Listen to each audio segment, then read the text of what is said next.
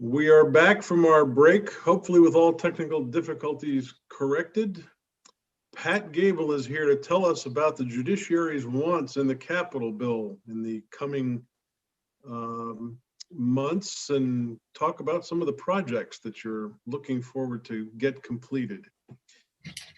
So Pat, welcome to Senate Institutions. And I think since we're live on YouTube and we haven't any idea how many people are actually watching out there in YouTube land, it would be good to reintroduce yourself and tell us what you do for a living and how you come into the Capitol bill for money purposes. Happy to do that. Thank you. And hello again, Senators. Very nice to see you on this Friday afternoon. My name is Patricia Gable. I'm the Vermont State Court Administrator. And the Supreme Court is the administrative head of all the courts in the state.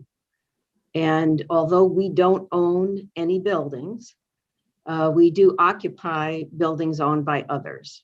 And so some of our courthouses are state-owned buildings, and some of our courthouses are county-owned buildings. It's interesting, and your committee actually may understand a little better than I do, but there are certain projects that are considered projects managed by Buildings and General Services because the commissioner of BGS and I are co-superintendents, if you will, of the courthouses owned by the state. And so there are sometimes projects, as this year, which are under the BGS part of your bill. In other years, there are projects that are under the judiciary part of the bill. And so this year, the governor has not proposed any projects that are under the judiciary part of the bill, but we do have priorities, which we'll talk about in a minute. And our priorities may include some of the things that BGS would be covering. And in general, my understanding is when it's a programmatic need that's being addressed, we'll often find the project in our part of the bill. But if it's maintenance, deferred maintenance, repair, mechanical issues, then it's more likely to be in the BGS part of the bill because the needs are not considered related to program, they're considered related to the facilities. I'd also like to say that I'm joined by Greg Mosley, who's our Chief of Finance and Administration, and he will talk about the details of the projects. I'll just give you a quick overview in particular of our highest priority, which is not in the capital bill at all. We did go to the governor's office and talk about this highest priority. But the governor's office suggested that rather than being in the capital bill, there should be either FEMA money or CRF money that might be available for the priorities that I'm about to talk about. And so we're open to different ways to look at those needs. But our top priority in the judiciary during this pandemic time is actually bringing up the standards in both our state and our county courthouses and buildings so that the buildings are safe for the people who work in them and also safe for us to be able to invite jurors back into the courthouse so that we can conduct jury trials. And as I think many people who would be in this meeting or watching this meeting would be aware, although the judiciary has never closed during the pandemic, we have remained open throughout. We are conducting proceedings as much as possible remotely, meaning that we're using equipment and software purchased with CRF funding following the beginning of the pandemic to conduct meetings by video and audio means. And one thing that we have done is moderated our policies as the health guidance changes. So the Supreme Court declared a judicial emergency almost a year ago, and it's modified its order, which is called Administrative Order 49, something like 19 times since then, to react to the changing health guidance regarding the pandemic and also the changing circumstances in Vermont as the infections rose or fell throughout the year. And so we did have a jury trial scheduled in Windham, in Brattleboro, toward the end of December, but then we postponed that due to the changing climate regarding the pandemic. So our top priority is courthouse ventilation. And as Greg will explain in a minute in more detail, we have done preliminary evaluations. We've worked in collaboration with BGS regarding the state courthouses, and we've worked in collaboration with the counties and the assistant judges regarding the county courthouses to find that all of our courthouses have needed some kind of change in order to make them safe to invite juries back in. And Greg and I just got off another meeting on that, which brings us up to date on the state side. I would also like to say that in addition to the general guidance that we would get from the Vermont Department of Health, the Vermont Judiciary has engaged an expert in infectious diseases whose name is Dr. Erin Bromage. Dr. Bromage is advising both state and federal courts in New England, I think perhaps in New York as well, and in California. He focuses in much more specifically on the operations of the judiciary and is able to provide advice to us and others about restarting jury trials, which have already happened in some other states. And he also advises schools and private businesses like TV and film production.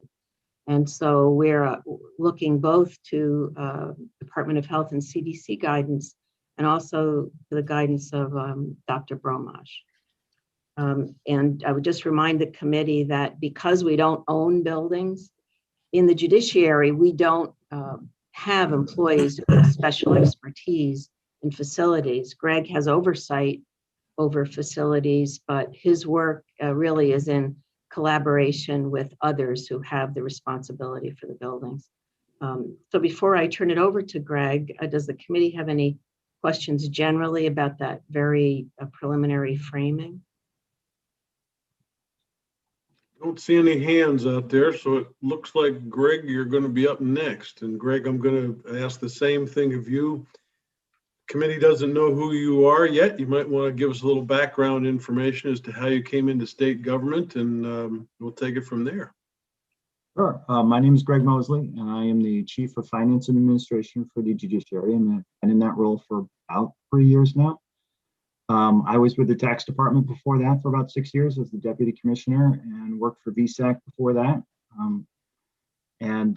I don't have any real expertise in facility management. I'm really the contract manager and point of liaison with some of our other agencies.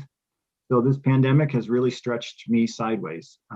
We've brought on a couple of people on contract, a facility project manager who has really been helping us organize these projects, and a few of the experts that Pat mentioned, with our a mechanical engineer to help us evaluate the ventilation, and the immunologist that really has helped us a great deal in understanding how the virus might spread through a courtroom.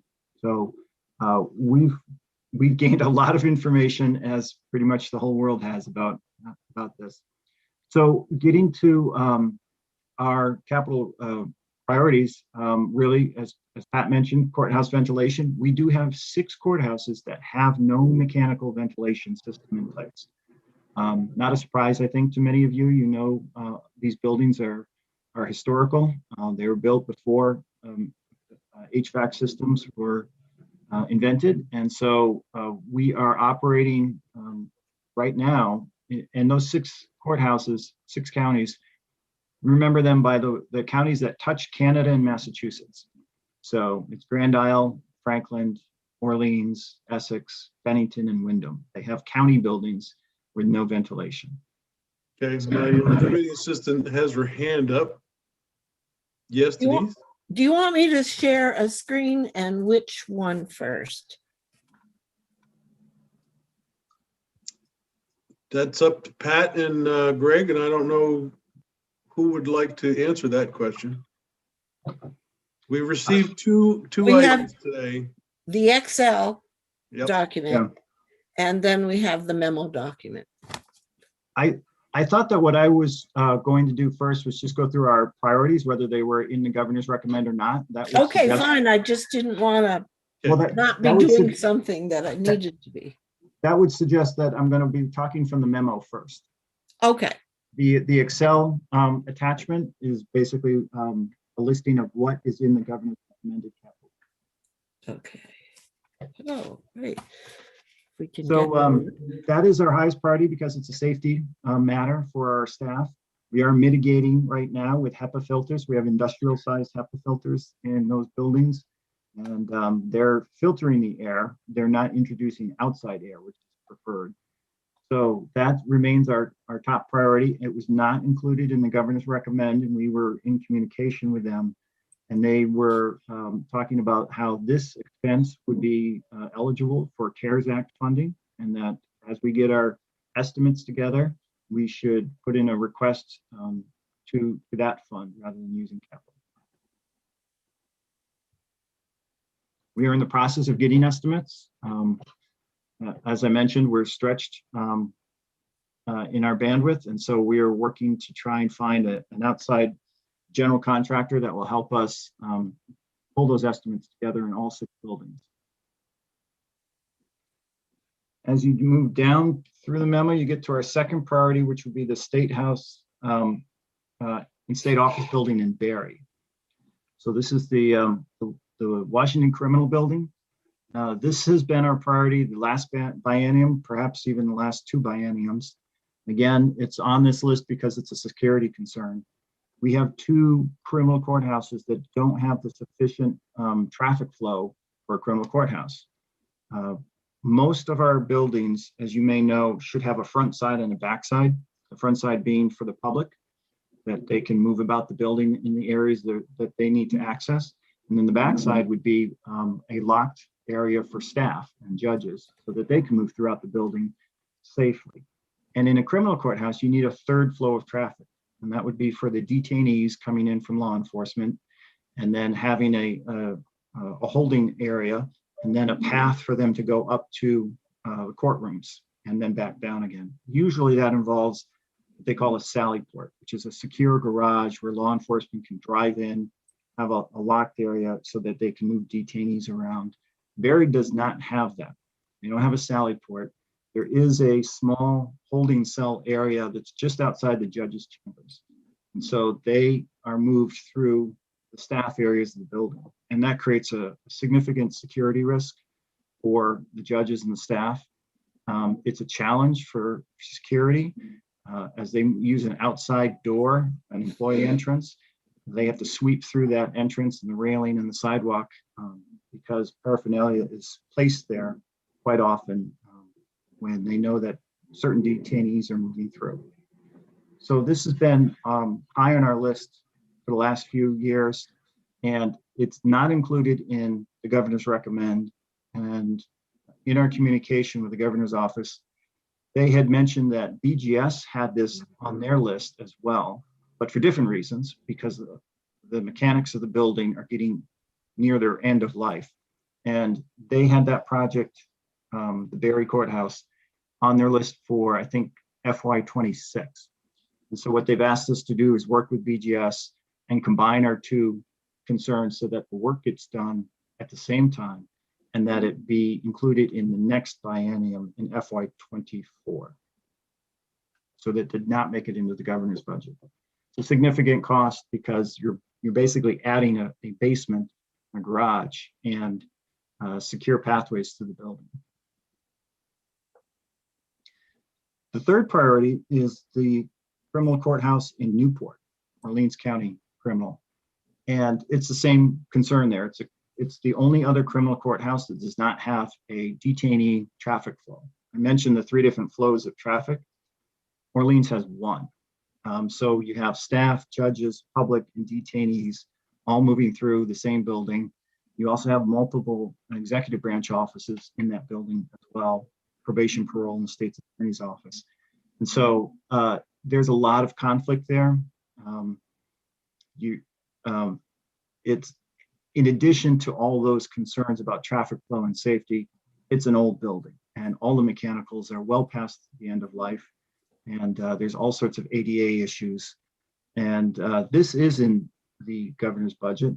It's recommended that we start looking for a new location in Orleans County to find a new place for a courthouse.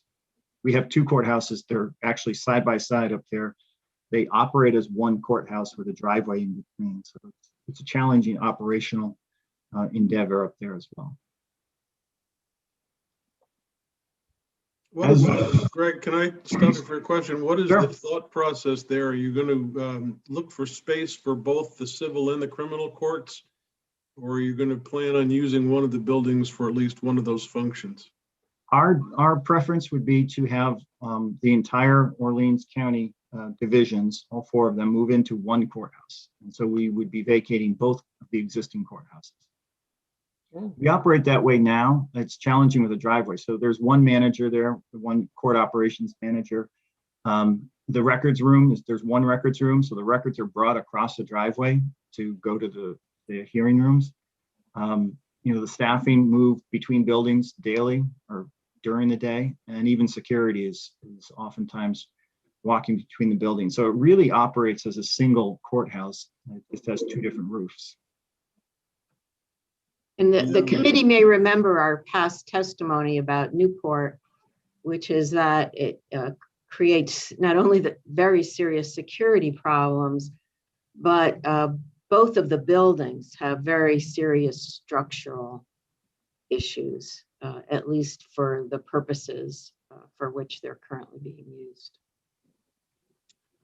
It's also great to park in the driveway in between them with the ice coming off the roof. But that's a story for another day. There's a lot going on. Yeah. Okay. Senator Ingalls.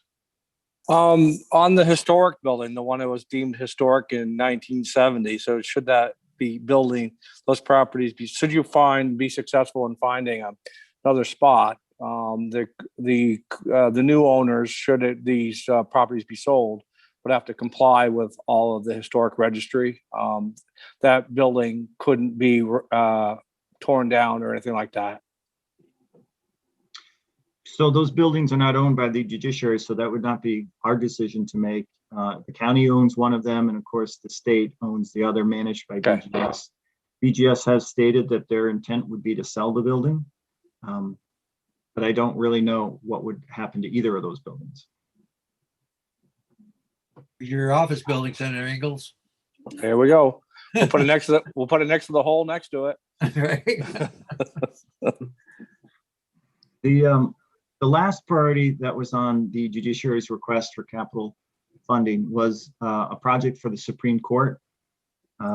This was the only one that's not a safety issue, and it was really a large. Well, with the exception of the elevator.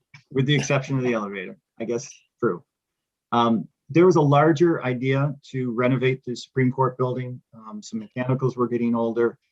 It was not very energy efficient. And of course, you probably know the back half of that building is really unused. It used to be the law library, turned into the state library. And right now it's an empty library. And it has 2-story bookcases that fill the space, and it's pretty much unused. So there was a larger design to renovate the entire building, and that wasn't funded in the last biennium. So BGS put forth a scaled down version. That's what this is, where it would just make that back part of the Supreme Court building workable office space. To do that, they need to get rid of those bookcases, install a floor, and adjust the HVAC and replace the elevator, because it's an old elevator that often breaks and does not meet ADA. So they scaled that down and they're asking for kind of seed money to start that project, some design work. And it would be a multi-year effort. Greg, can I stop you for a minute? That space, is there some kind of a discussion between the judiciary and BGS as to whether that space is going to be dedicated to judicial functions as opposed to state or legislative functions? Yeah, yes, it's always been identified as judicial functions. We currently have a good part of our administrative staff in leased space in Montpelier.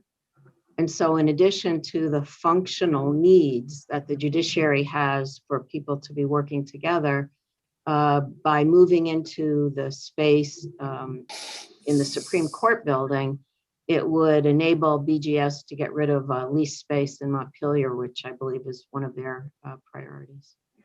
Well, I know one of the concerns of the legislature is what to do with certain functions that are currently taking place in the State House. So I had heard the possibility of that space being used by legislative council, for instance, and I know that the basement has now been taken over by the Capitol Police Department. I'm hoping that everybody is on the same page talking to each other, because I don't want to get into a battle somewhere down the road about who's got priority on this list of things to put in there. So the Supreme Court understands that the judiciary needs will be satisfied within the Supreme Court building. And I believe that's the same intention of BGS. And so if there are other discussions going on, we wouldn't have been acquainted with those or made a part of those up to this point. Well, I guess I'll just make the suggestion that there are conversations taking place and everybody's got a rumor to deal with, but I'm planting that seed out there that you may want to keep ears open just to hear what's going on around the building. Can you tell me whose mouths I need to be listening to? In other words, who are the people with the jurisdiction over that? Well, certainly Alice Emmons and I have been talking about where are the plans? What are we thinking about? Who's going to move to where? So we're hearing things like, well, there's an empty space at 109, and what does that mean to us? We haven't gotten any further than just thinking about where is potential space. So at this point, I'll just float that out there for you, and I will keep in mind that you're considering this as judiciary space the next time I enter into a bigger conversation. Yes, and I'll let the Supreme Court know about our conversation. And one of the things we learned when we were working on the much bigger project is we brought in security experts from the National Center for State Courts because of the unique needs in the judiciary security envelope.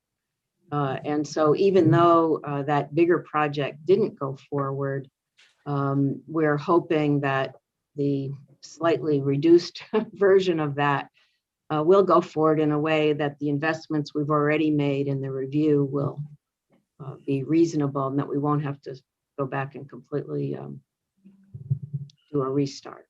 But Yep. Thank you for letting us know that. Where are the bookcases going? Those were beautiful. Most Always- of them actually are metal. Yeah. And they act a little bit as a reinforcement to the structure. So I don't know the plan for those. I can tell you just a quick correction. You had mentioned the Capitol Police in the basement. That's actually in the connector building, which is often called the fishbowl. They've moved into the basement of that area. The basement of the Supreme Court is actually Supreme Court staff. So the area above them right now is not considered by the judiciary as something the judicial branch is going to take over. So in that connector building, in the base, there's three floors. In the basement is, I believe it's the Capitol Police has recently moved in and taken some of that space. On the first floor, we have Supreme Court staff that have spread out into that space. If we were to move into the stack area, we'd vacate that floor. And then the floor above it, the second floor in the connector building, I think has ADS staff in it at the moment. But it's a bit of a nomadic building. People have been moving in and out of there, and there's some flexibility there. And Senator Benning, you mentioned 109 State Street. The Supreme Court building is actually 111 State Street. And so we're Okay. connected through that connector through 109, which is the executive offices in the Pavilion building. Well, that space we're talking about now above the Capitol Police is what the conversation has been floating to the surface, if you will, of potential space to look at. And I'd want to make sure that I have a clear understanding from judiciary as to whether judiciary feels that's their space, as opposed to BGS saying, no, that could be executive space, or the legislature saying, no, that's our space. Real estate is always a very fine topic. Yes, I think let's say that this proposal comes to pass, and so we're able to move all of our employees into 111 State Street, then I believe we would be able to vacate the space that's currently in the fishbowl, which is lovely, wonderful office space.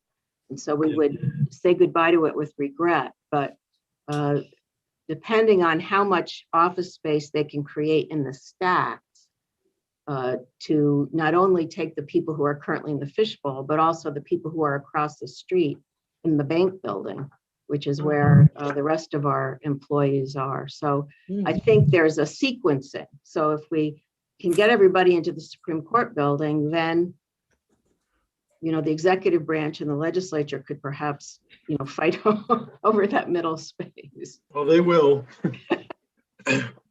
Plus Bobby Starr is going to want to have a nice committee room with a view. That's the other problem. All right, sorry I interrupted. No, that's okay. If you wanted to switch over to the Excel spreadsheet, you can see. Based And on the- Greg, before we just go to this Excel spreadsheet, one thing I did want to mention for the committee, we're a little bit concerned, and this goes back to our first priority, about the timing of our being able to understand what work needs to be done on courthouses, because you're already, trying to, wrap up the capital bill, and we don't have those estimates yet, although we're working with our partners trying to get them. And so whether it's CRF money, everybody says, well, the CRF money's gone now, or if it's FEMA money, will you spend it and then ask later, or is it in the capital bill? So I just wanted to mention that there is a timing problem caused by the pandemic and the challenges of getting the expert opinions and then the estimates that we need for that space. I don't have a solution to it at the moment. And Greg, I don't know if you have any timetable on that. No, we're going to be working over the next month to get these estimates together. We were asked to put a CARES Act request together, but as you stated, not sure what the funding level is for the CARES Act, and not sure what the request process is. We were told by our mechanical engineer that to install a new HVAC would take 12 to 18 months, maybe longer if it's a historical building or there's some other issues that you bump into like asbestos. So we're not sure really if CARES Act will address the entire need, or whether FEMA funding would be better, or if there'll be a future federal COVID money coming down. But it is in question really the best way to move forward on that. So those funds, as well as the strings that are attached to them, will not be part of this committee's responsibility, just so you know ahead of time.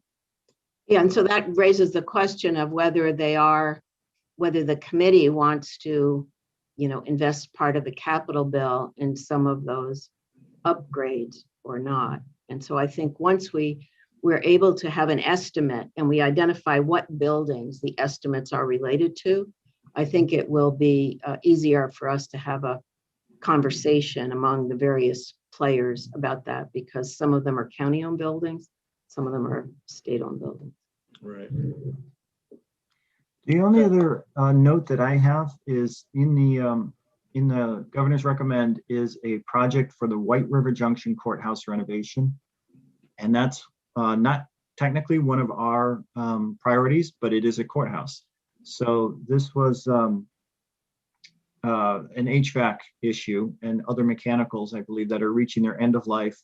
And BGS is wanting to move forward on that, and the governor has recommended it. For the judiciary, it's not really a programmatic need, but it would, of course, create a significant disruption. We'd be moving out of that courthouse for some amount of time while they did this work. Any idea how that rose to the level of priority? It's an HVAC concern. So I think there's also some leakage happening in the walls or the envelope somehow, but I think really the ventilation is what brought everybody's concern to it. Yeah, it's been on the list for a long time. And Greg, correct me if I'm wrong, but I think we can't really use that building for jury trials because of the HVAC problem, right? We have no plans to use that during the pandemic for any trials. Okay.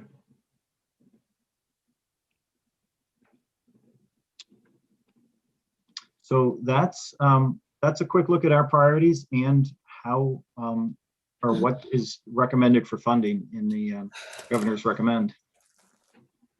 So committee, we were mailed these documents earlier. I don't know if Greg or Pat, you want to talk about anything on the spreadsheet?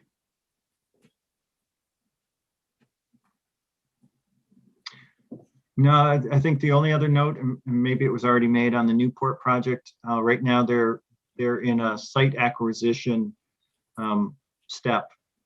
They had some previous funding from, I think it was last biennium's capital budget to do some preliminary work in Newport. So BGS is involved in doing that, and they'll let us know when they have a site that's ready for us.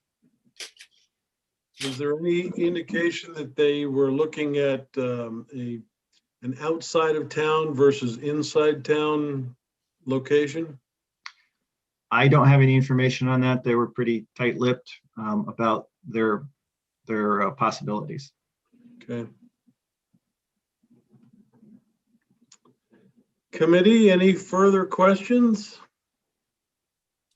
No, good overview. Okay, we may be hearing from you again. We have no idea what the House is going to do with the Capitol bill that they have in their possession. We'll take care of it. Well, once they're done with it, we try to take care of it. But beyond that, we appreciate you coming by this afternoon. And we will probably be seeing you again before the year is out. Well, we certainly appreciate the interest of the committee in the judicial branch and the attention you always give to our issues and the projects. So thanks so much for that. We can always give you attention. Money is another question. Well, you always do such a great job, Pat. That's what it is. Well, thank you so much, Senator. That's a good way to end the week with the legislature. Wait. What does Grand Isle County Courthouse need now? No, they're just getting some air circulation. That's all. No. Yeah, they could use an HVAC. That's right. We just want to breathe like everybody else. Yeah. Well, remember- after Windsor County, we should take care of that. We should build them a new one in Alberg. Yeah. Yeah, Just yeah, remember the yeah. words of Cole. No, don't you go there. Just remember That's Cole my Hudson. courthouse. You're in trouble.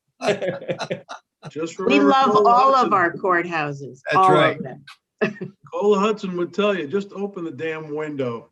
Well, we want it safe for Senator Benning when he goes into trial. We want to make sure he breathes good air. I'll tell you, once those trials start again, Benning is going to be trials 24/7. I'm That's getting a little right. worried That's about the right. size of my Gotta get some calendar. money coming in. Right. All right. Thank you both for coming. Thank you. Have a great Thank weekend. you very much. Thank you. Committee, I believe we are done for the afternoon, so I will expect to see you all Wait. on Tuesday. I'll send you out a fair warning that our pro tem has invited judiciary in for a Monday morning conversation. I suspect she's probably doing that with every committee at some point in the not too distant future.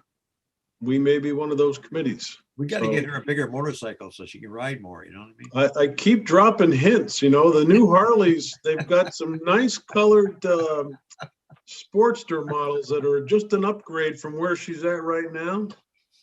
I'll keep the pressure on. Okay. See you later. All right, have a good weekend, guys. Denise, I think we're all set for next week, so I'll Yep. see you next week. Okay, great.